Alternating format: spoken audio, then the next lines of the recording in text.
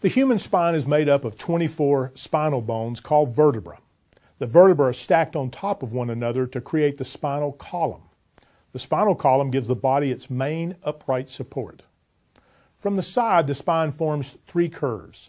The neck, called the cervical spine, curves slightly inward. The mid-back, or thoracic spine, curves outward. The outward curve of the thoracic spine is called kyphosis. The low back, also called the lumbar spine, curves slightly inward. An inward curve of the spine is called lordosis. The lumbar spine is made up of the lower 5 vertebrae.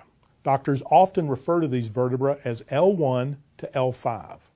The lowest vertebra of the lumbar spine, L5, connects to the top of the sacrum, a triangular bone at the base of the spine that fits between the two pelvic bones. There is a joint on each side of the sacrum that connects the sacrum to the pelvis. This joint is called the sacroiliac or SI joint. Each vertebra is formed by a round block of bone called a vertebral body. The lumbar vertebral bodies are taller and bulkier compared to the rest of the spine. This is partly because the lumbar spine has to withstand pressure from the body weight and from daily actions like lifting, carrying, and twisting. A bony ring attaches to the back of each vertebral body. When the vertebrae are stacked on top of one another, these rings form a hollow tube called the spinal canal. This bony tube surrounds the spinal cord as it passes through the spine. Just as the skull protects the brain, the bones of the spinal column protect the spinal cord. The spinal cord extends from the brain to the L2 vertebra. Below this level, the spinal cord splits into a bundle of nerves that goes to the lower limbs and pelvic organs. The Latin term for this bundle of nerves is cauda equina, meaning horse's tail. As the spinal cord travels from the brain down through the spine, it sends out nerves on the side of each vertebra called nerve roots. These nerve roots join together to form the nerves that travel throughout the body and form the body's electrical system. The nerve roots that come out of the lumbar spine form the nerves that go to the lower limbs and pelvis. The thoracic spine nerves go to the abdomen and chest. The nerves coming out of the cervical spine go to the neck, shoulders, arms, and hands. It is sometimes easier to understand what happens in the spine by looking at a single spinal segment.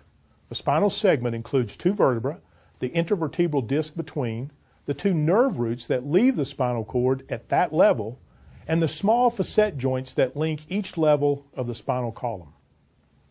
An intervertebral disc is made up of two parts. The center, called the nucleus pulposus, is spongy and acts like a shock absorber to cushion the force between each vertebra. The nucleus is surrounded by a series of strong ligamentous rings called the annulus fibrosus. Ligaments are made of strong connective tissue and connect one bone to another. The annulus fibrosus is actually a special ligament that connects two vertebrae together. Between the vertebrae of each spinal segment are two facet joints. The facet joints are located on the back of the spinal column. There are two facet joints between each pair of vertebrae, one on each side of the spine. A facet joint is a small bony knob that sticks out from the vertebral body at the back of the lumbar spine. Where these knobs meet, they form a synovial joint that connects the two vertebrae. The facet joints of the lumbar spine move together in a sliding motion as you bend forward and backward. The surfaces of the facet joints are covered by articular cartilage. Articular cartilage is a smooth, rubbery material that covers the ends of most joints. It allows the bone ends to move against each other smoothly, without friction. Two spinal nerve roots exit the sides of each spinal segment, one on the left and one on the right. As the nerves leave the spinal cord, they pass through a small bony tunnel on each side of the vertebra called a neural foramen.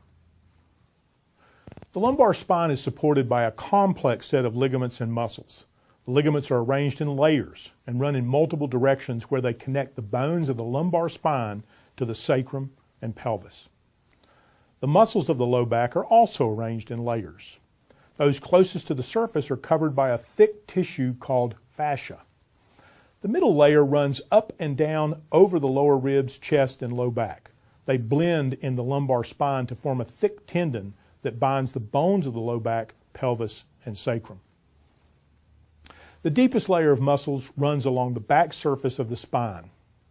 These muscles connect the lumbar vertebra, pelvis, and sacrum and coordinate movement with the muscles of the abdomen to help hold the spine steady during activity.